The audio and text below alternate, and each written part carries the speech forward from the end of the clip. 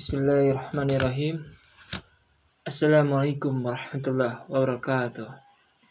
Innal hamdalillah nahmaduhu wa nasta'inuhu wa nastaghfiruh wa na'udzubillahi min syururi anfusina wa min sayyiati a'malina. Man yahdihillahu fala mudilla lah wa man yudlil fala hadiyalah. Allahumma sholli ala sayyidina Muhammad. Allahumma sholli ala sayyidina Muhammad. Allahumma sholli ala sayyidina Muhammad. Allahumma sholli wa sallim wa barik ala sayyidina Muhammad wa ala alihi wa sahbihi ajmain, amma ba'du. Hadirin jamaah salat Jumat yang insya Allah selalu berada dalam naungan rahmat Allah Subhanahu wa taala. Tak henti-hentinya kita panjatkan puja dan puji syukur kepada Allah Subhanahu wa taala yang telah memberikan kita karunia iman dan Islam, nikmat yang teramat besar yang Allah karuniakan kepada hambanya.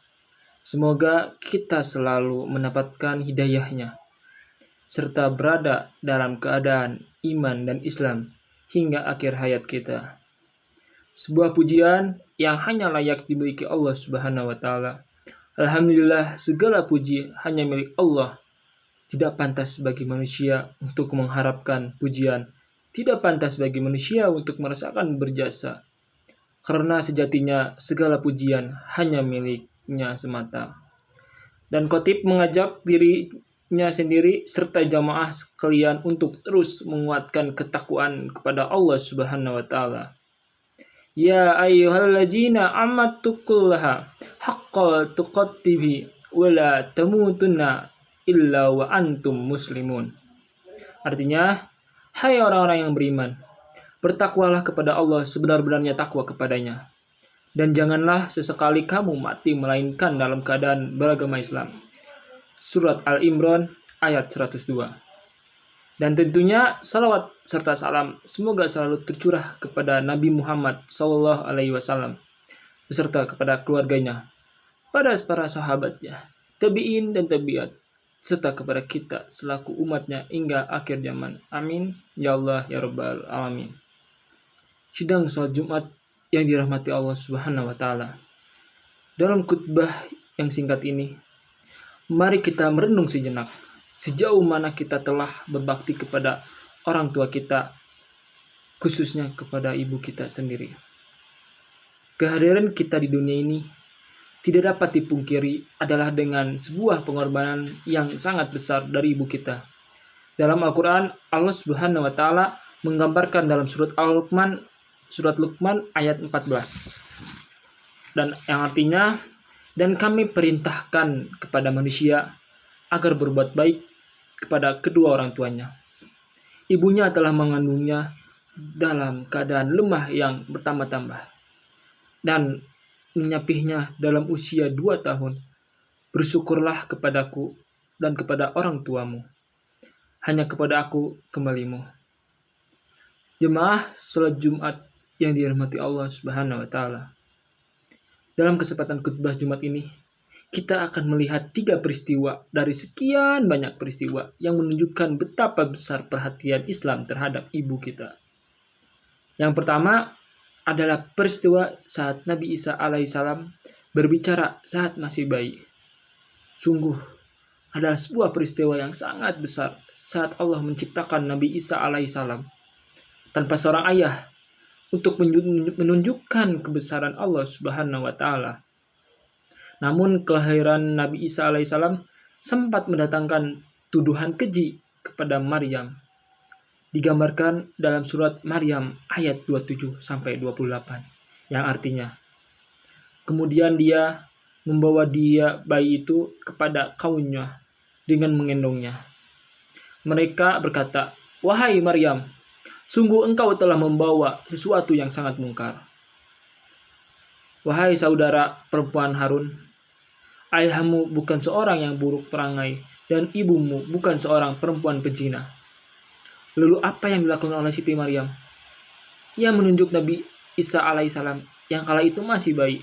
Lalu Nabi Isa alaihissalam berkata, yang terekam dalam surat Maryam ayat 30-32 yang artinya, dia Isa berkata, Sesungguhnya aku hamba Allah. Dia memberiku kitab Injil dan dia menjadikan aku seorang nabi. Dan dia menjadikan aku seorang yang diberkahi di mana saja aku berada. Dan dia memerintahkan kepadaku melaksanakan sholat dan menunaikan zakat selama aku hidup. Dan berbakti kepada ibuku. Dan dia tidak menjadikan aku seorang yang sombong lagi celaka. Mari kita garis bawahi bahwa dalam peristiwa yang luar biasa tersebut, Allah menggerakkan lisan Nabi Isa alaihissalam untuk mendeskripsikan dirinya sebagai orang yang berbakti kepada ibunya. Dan penjelasan ini datang setelah penjelasan bahwa beliau adalah orang yang melaksanakan sholat dan menunaikan zakat. Selanjutnya, dari peristiwa tersebut, jelas bahwa berbakti kepada ibu adalah bukti dari kemuliaan seorang dan keimanannya kepada Allah Subhanahu wa Ta'ala. Peristiwa yang kedua, Nabi Ismail alaihissalam ditinggal bersama ibunya di padang yang tandus. Atas perintah Allah Subhanahu wa Ta'ala, Nabi Ibrahim alaihissalam harus meninggalkan Nabi Ismail alaihissalam yang masih bayi bersama ibunya, Siti Hajar, di Mekah yang saat itu begitu tandus. Siti Hajar bertanya kepada Nabi Ibrahim, apakah ini adalah perintah Allah? Ketika Nabi Ibrahim alaihissalam mengiyakan, maka Siti Hajar menerima perintah tersebut dengan pasrah.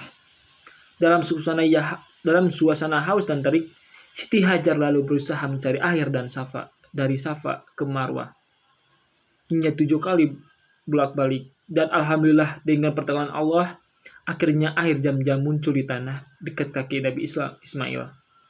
Yang luar biasa adalah peristiwa seorang ibu ini yang berusaha untuk mencari air untuk putranya diabadikan oleh Allah Subhanahu wa Ta'ala sebagai salah satu ritual dalam ibadah haji yang disebut sa'i.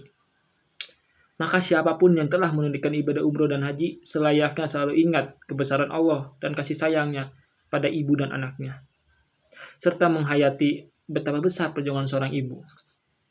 Peristiwa yang ketiga adalah saat ibu Nabi Musa alaihissalam mendapatkan ilham dari Allah Subhanahu wa Ta'ala.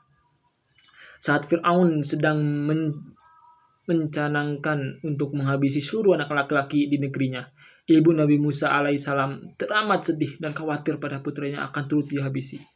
Namun dengan kekuasaan Allah Subhanahu wa Ta'ala, Allah memberikan ilham kepada ibu Nabi Musa alaihissalam, dan kami ilhamkan kepada ibunya Musa, susuilah dia, dan apabila engkau khawatir terhadapnya, maka hanyutkanlah dia ke sungai Nil. Dan janganlah engkau takut dan jangan pula bersedih hati. Sesungguhnya kami akan mengembalikannya kepadamu dan menjadikannya salah seorang rasul. Al-Quran Surat Al-Qasas ayat 7. Akhirnya Nabi Musa alaihissalam dihanyutkan ke sungai Nil. Lalu ia ditemukan oleh istri Fir'aun. Dan karena bayi tersebut tidak mau menyusui kepada siapapun, akhirnya Allah mengembalikan bayi tersebut ke pangkuan ibunya untuk disusui oleh ibunya. Kita lihat betapa sentral peranan ibu dari Nabi Musa alaihissalam dalam peristiwa di atas, bahkan hingga Allah memberikan ilham padanya. Semua peristiwa di atas sangat jelas menunjukkan betapa besar perhatian Islam kepada seorang ibu. Ibu begitu mulia kedudukannya, lebih berharga dari berlian. Dan dalam tingginya derajat itu, cinta ibu pada kita sungguh tak bertepi. Demikianlah khutbah pertama ini. Semoga Allah selalu memberikan kita taufik dan hidayahnya. Amin ya Allah ya Rabbal Alamin. Barakallahu li wa likum fil Qur'anil azim. Wa nafa'ani wa iyyakum bima fihi minal ayati wa zikril hakim. Wa taqabbalallahu minni wa minkum tilawatuhu innahu huwas samiul alim.